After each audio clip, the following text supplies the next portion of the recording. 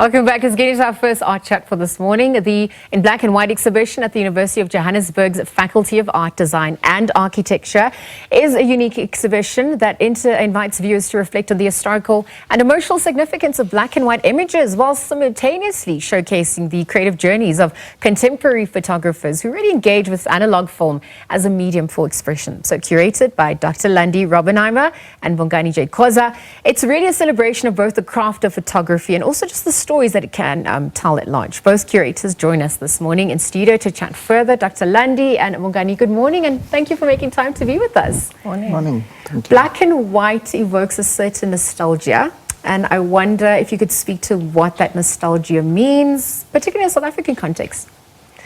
I think what's interesting about the idea of nostalgia and black and white is that, yesterday we had a workshop actually in the gallery, and one of the participants, a student, said, we took some black and white photographs, some instant photographs, and she said, it looks like memories. And I think that's sort of the power of that black and white medium, is that it transports people immediately back to a different time. Even if you weren't around when that was the kind of photography, I think that's what's so fascinating about it, is that people are so interested, even if they, many of our students didn't grow up with that. So, and for them, and they still have that nostalgic response. So, I think that's part of the nostalgia that we're so interested in. It's usually filters now where you can, adapt it. And so even using analog film, perhaps to as a medium. I mean, talk to us a little bit more about that influence, the inequalities that also exist in South Africa's context, and how they would have been portrayed, used to evoke emotions as well. So one of the ideas that we had was because of the whole idea of working with filters. Yes. Instead of working with filters, we said, let's bring the actual thing that makes the filters. And one of the things that students would want to open up the camera at the back.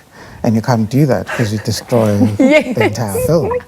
So it's one of those things where you're saying, let's land to unland or unland to reland. Yes. But in that essence, it's about play for us. It's about evoking those emotions, but also introducing students to the medium in itself and how it was used in the South African context, and the essence of black and white as well, in being the most easily accessible form of film at the time.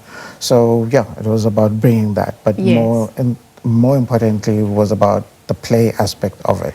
Perhaps we can delve in further into some of those challenges that the students would have faced. You mentioned the process of unlearning and relearning and learning.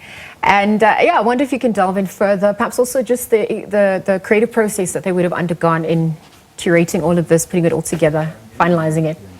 So, I think at the moment, what's on exhibition, what's really nice about having the opportunity to now have an exhibition is that we've done a teaching project for 3 years where students, I teach theory and Bongani teaches photography, and we do that together. So students really learn about, this analog nostalgia and the medium, but they also get to handle these cameras. So I think that's what's really great about it, is that now in the exhibition, there's 3 years of student photography already there, and there will be more photography added. So it really is a process of them actually physically engaging, and I think it just changes also how they approach the idea of media history. Usually media history is something you read in a book, and this is hands-on engaging with physical history in a sense, and it gives them a different understanding, of that history. Understanding and appreciation as well. I think also because in a contemporary setting, it's more accessible, but in a different way, given, everyone who has a camera now thinks that they can take a picture, but the science and the art behind that is really important. And the interest in analog photography itself, given that we are in a contemporary modern context, why is that resurging of sorts this time around? What's happening? So for us, it was partly a way of trying to work with limited resources within the institution, but also try and introduce students to a way of working where instead of looking at stuff mostly on screen, we're bringing it back to life. So the other idea is that as part of the photo booth is we've gone back to history in saying that people used to paint backdrops and stand in front of those backdrops and take those photos. So with the assistance of one of the lecturers in visual arts, we commissioned students in the visual arts to paint the backdrops for us. So we've got this interactive photo booth.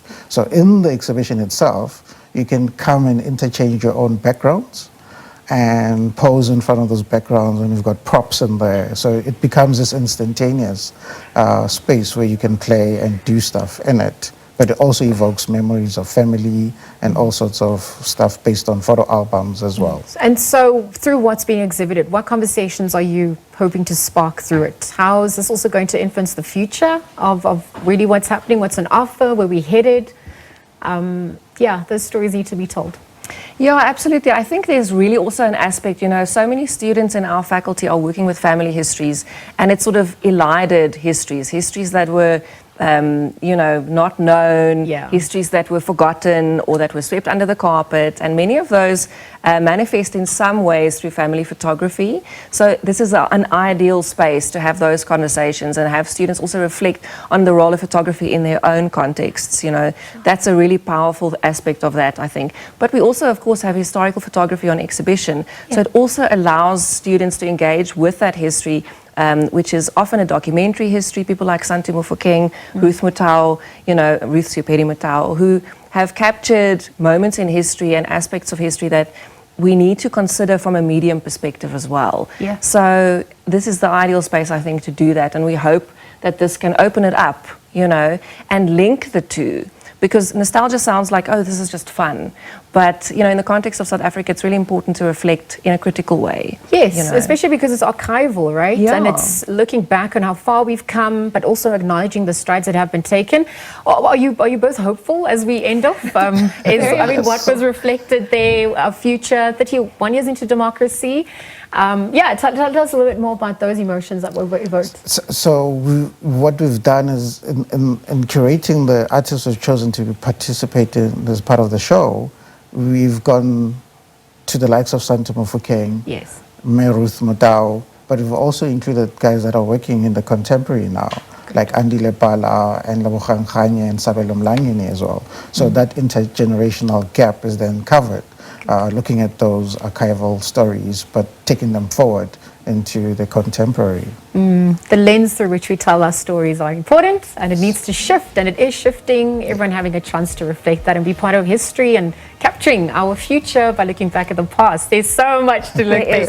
Thank you for joining us this morning and for sharing a little bit more about what's happening there. Of course, this morning, curators of Black and White exhibition. As you heard, it's happening at UJ. Dr. Landi Raubenheimer and Bongani Khoza weighing in a little bit about what can expect the process as well, and what the future looks like.